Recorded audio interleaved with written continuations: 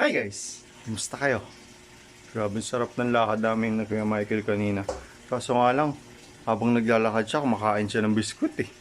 Sabi ko sa kanya, dapat pag naglalakad, lakad lang. Mamaya ka ng tanghali kumain, sabi ko gano'n.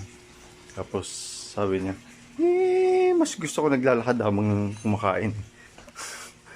Kaya naman magluluto na tayo. Lulutuin ko nga pala, kasama dito sila Kuya Michael. Kasi binigyan nila kami ng gulay. Luluto tayo ng chop suey ngayon. Ayan, nahiwa na rin pala yan namin kanina. Tapos si Tito naghiwa. Tapos itong mga to. Tapos magpiprito tayo ng tamban. Ibabalance ko lang muna yan para tuloy-tuloy yung luto natin. Pisahan na natin kasi alas 11 na. Ipapakulo na nga pala tayo ng tubig. Nilagyan ko na rin ng asin para ma-blanch na natin yung mga yan. So okay na guys, yung makulo na. Pwede na natin ilagay itong sayote, carrots, bago beans. So okay na guys, pakukuluin lang muna natin yan. Medyo malambot na din siya.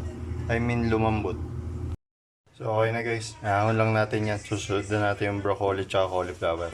So guys, iahon na natin yung broccoli tsaka cauliflower. Ito na yung sayote, carrots, bago beans. So okay na guys, iahon na natin yan para malaga na natin yung baboy. So okay na guys, pakukuloyin lang natin yan, gagawin natin crispy, saka tayo mag-uumpisa. Balikan natin yan ulit mamaya. So guys, haluin ko lang muna siya. Okay na, balikan natin yan ulit mamaya pagka toasted na siya. So pwede na yan guys, umpisa na natin. Siyempre lagi una bawang, di ba? Gigisa ko lang muna yan, para labasin yung aroma, saka natin susunod yung sibuyas. Nung lumabas yung aroma, sinunod ko na yung sibuyas. Tangkotsa lang natin ulit yan bago natin sunod yung kamatis. Saka natin sunod yung kamatis nung lumabas na yung aroma nila lahat. Hahaluin lang muna natin tapos tatakpan. Lulutuin muna natin mabuti ang kamatis. So, pwede na yan guys. Pwede natin sunod yung bell pepper. Tapos yung ibang sahog. Nilagay ko na nga pala yung hipon. Tangkotsa lang na muna natin yun dyan.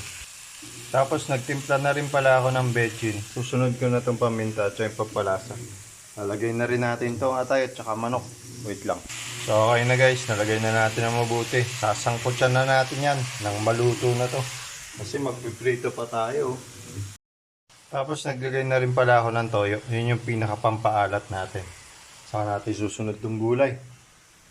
Tapos nag-add na rin pala ako para magiging sabaw niya. Sana natin to nang matapos na, makapagprito na tayo. Wait lang. Inuna ko nga pala nilagay yung repolyo tsaka peche bagyo. Kasi luto na to eh. Blanch na yan eh. Kaya haluin ko lang muna to saglit. So okay na guys, nahalo na natin mabuti. Pwede na natin isunod to. Kasi saglit lang naman yun eh. Wait lang. Okay na guys. Nailagay na natin. Haluin ko lang muna ng saglit.